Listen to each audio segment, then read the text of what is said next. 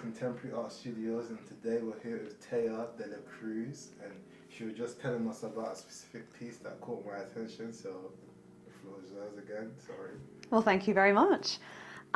This piece is part of the Fragments iteration of the Skin Deep series.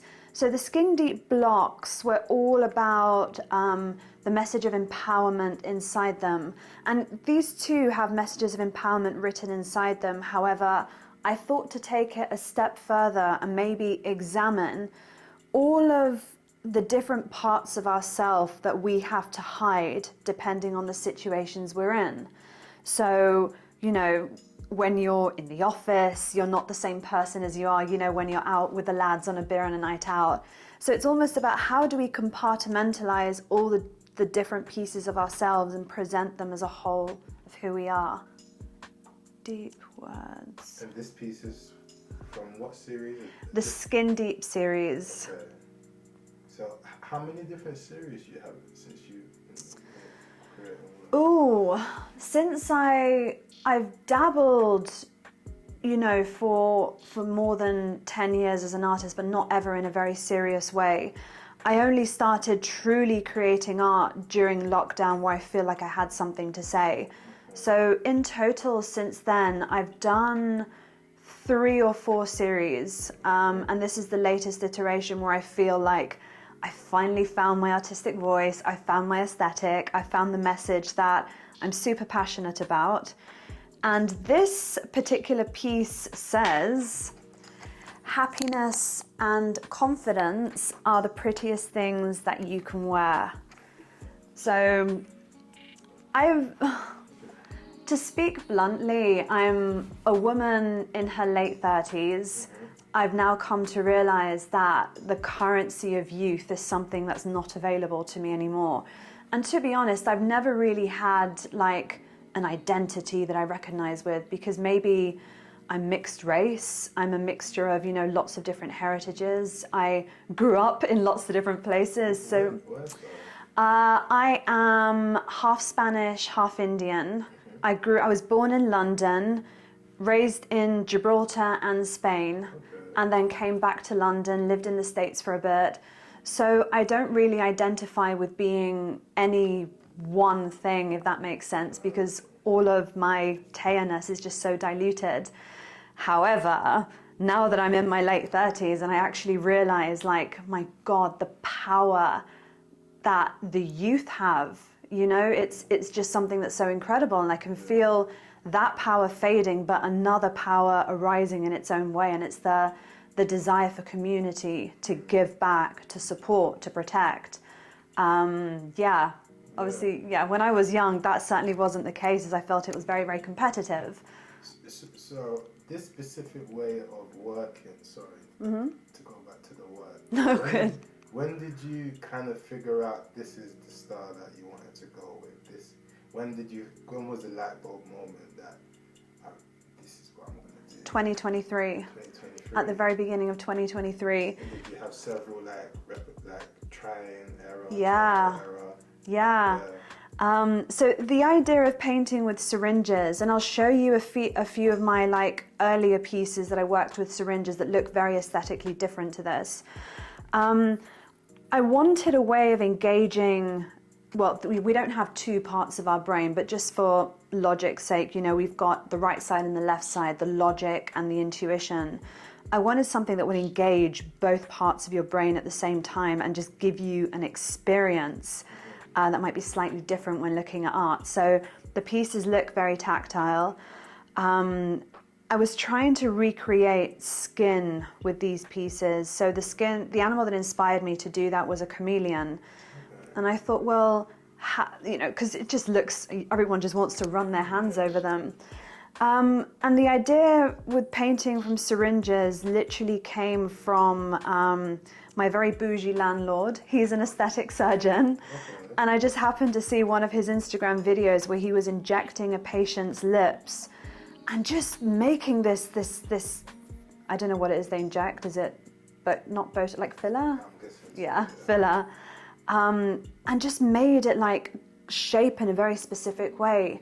Now, because I've been working with tiny text for years, I knew that I needed to take the experience that the viewer would have looking at my art to the next level, so hence the need for tactileness. And the only thing that lets me control paint on such a microscopic level is syringes. You said that you figured out the way to make this a bit bigger when we was having this conversation. Yes. So the idea is now, because all of my pieces are quite small, I think in this format I have one larger scale piece which is 70 by 70 centimeters. So still not a great piece, you know, to occupy a large piece of a wall.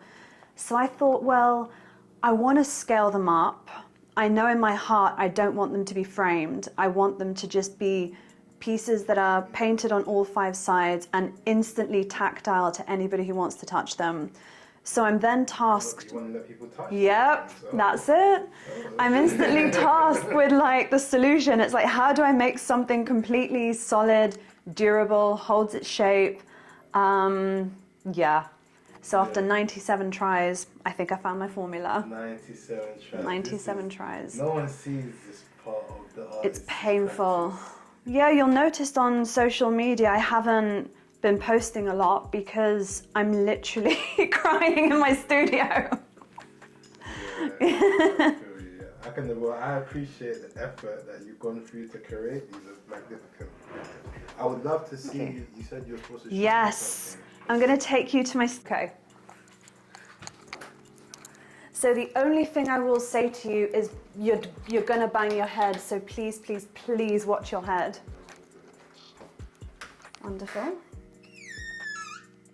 This is where we keep our coats. Okay, I thought we were going to walk in there. Are we looking in there? Please, please watch your head.